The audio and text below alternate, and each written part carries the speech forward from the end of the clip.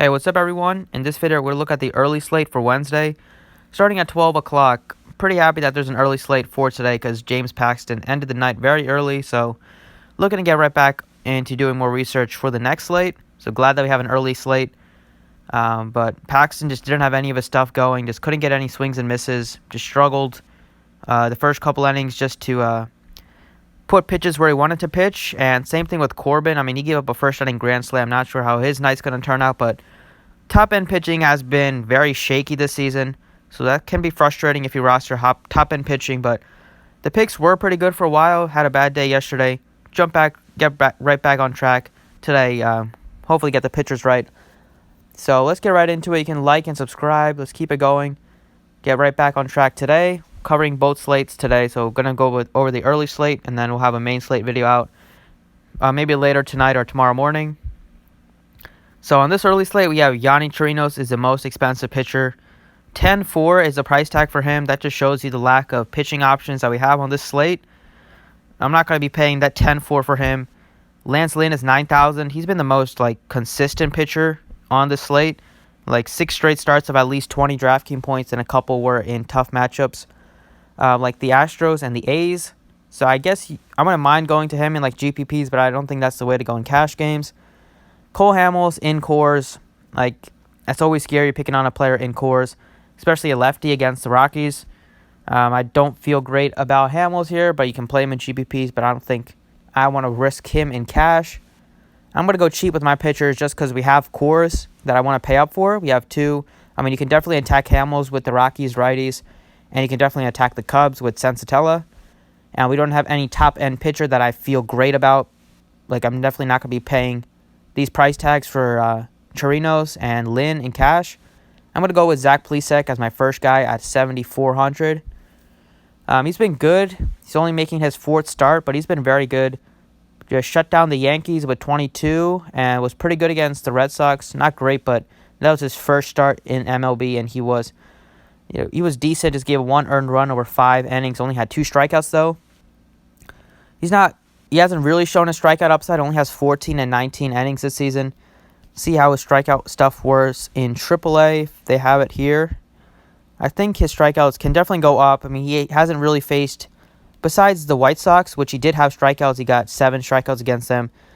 The Yankees, they only struck out 5 times. The Yankees and Red Sox are not one of the highest strikeout teams, so I don't feel like it's a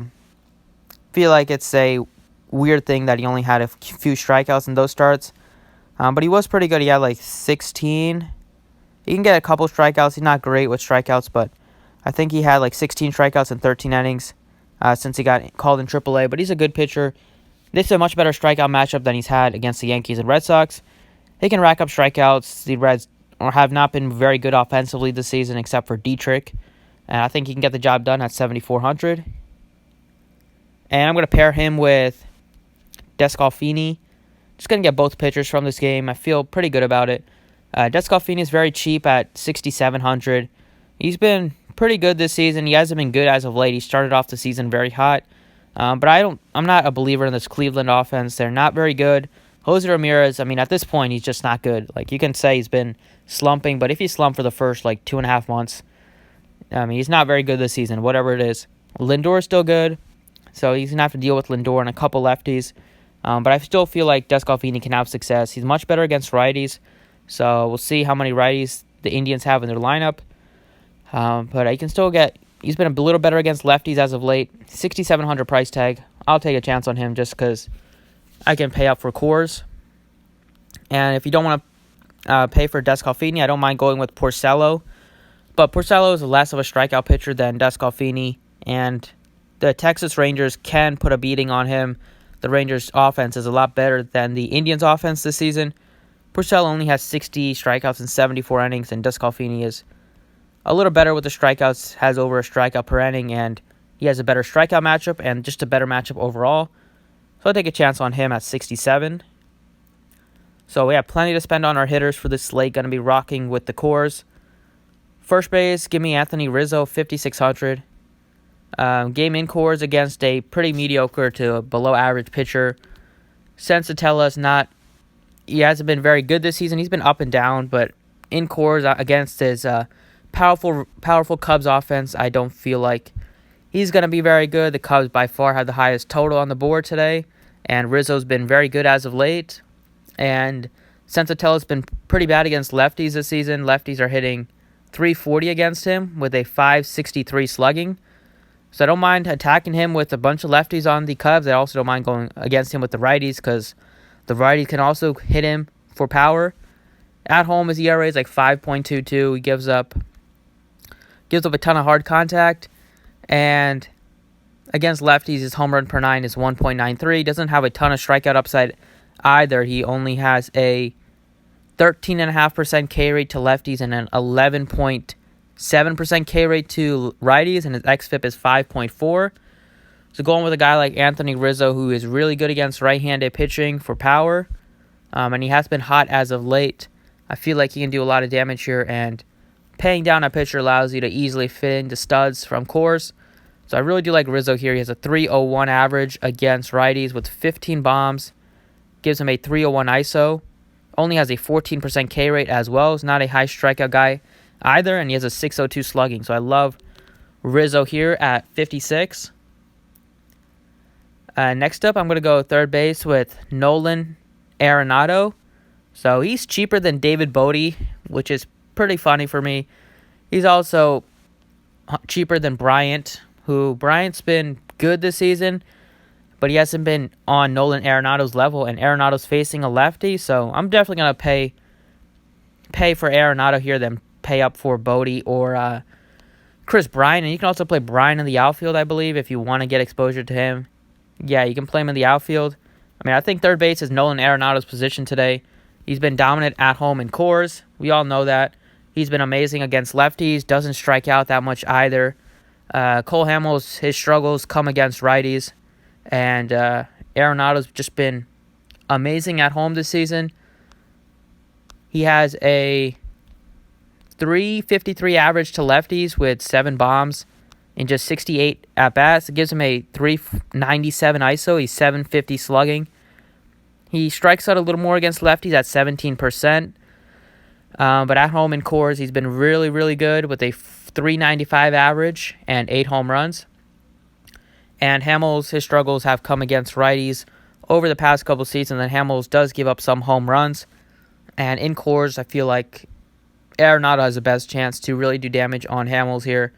And he's not even that expensive. 5,100 is not that expensive for Arenado on a slate that we don't have any top-end pitching. So, yeah, righties have a .381 slugging against Hamels this season.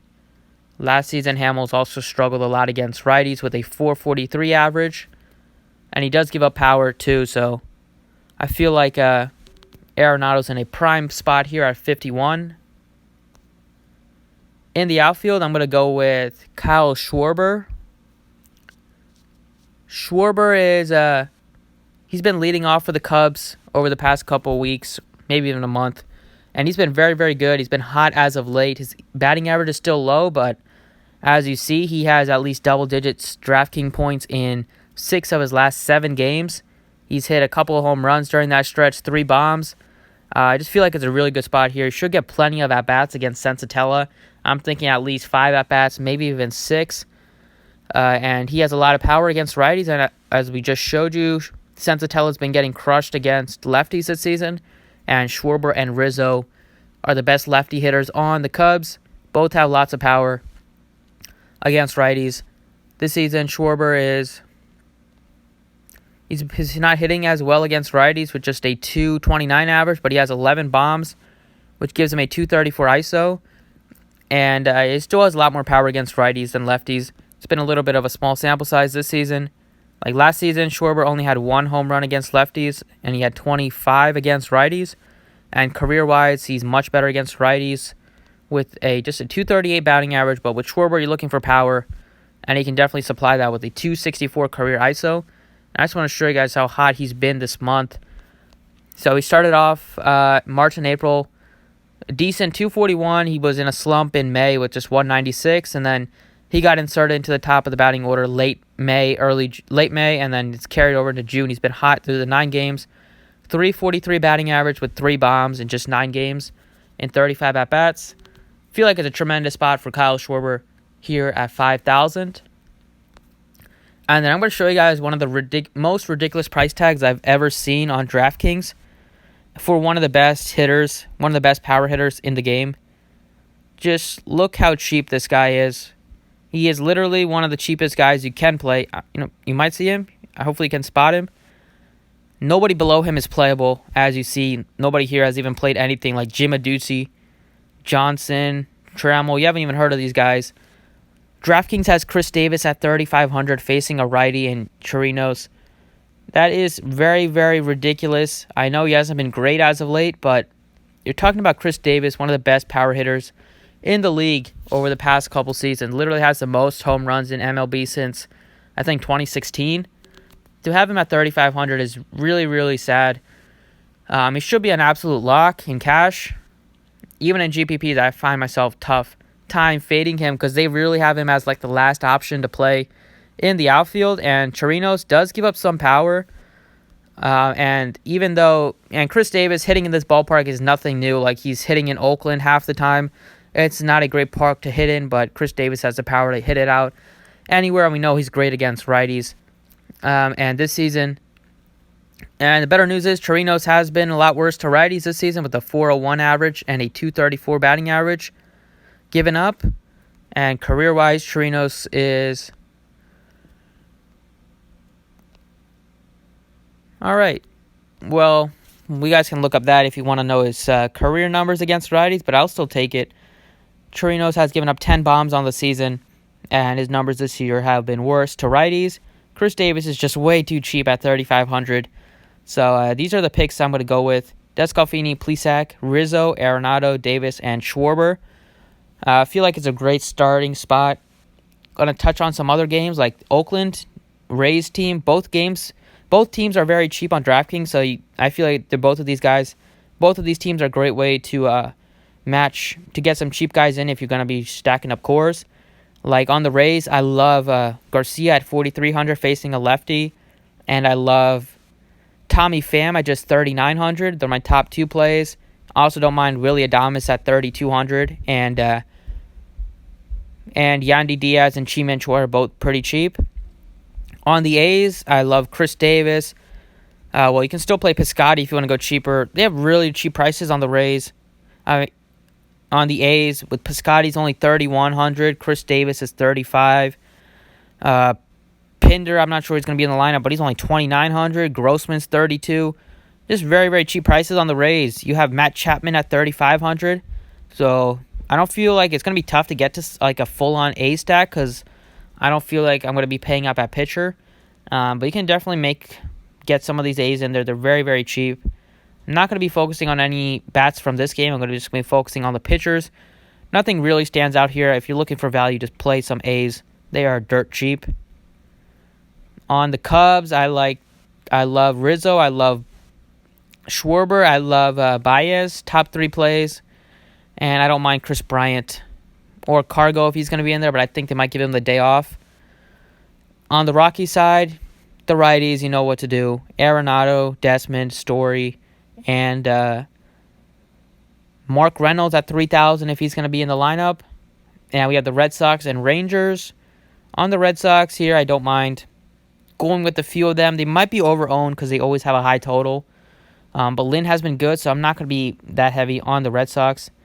And on the Rangers, see if there's anybody that sticks out here on the prices. I don't mind Mazzara at 4,200. Chu is too expensive. Andrews is too expensive. Well, he's not too expensive, but I'll probably just go up to Story. But I don't mind him as like a contrarian shortstop. And Odor, I like him at 3,800. Yeah, he's starting to show off his speed as of late.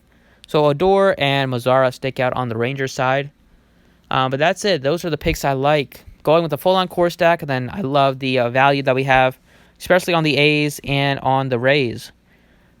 So that's it for the video. Thanks for watching. Drop a like if you enjoyed, and good luck today.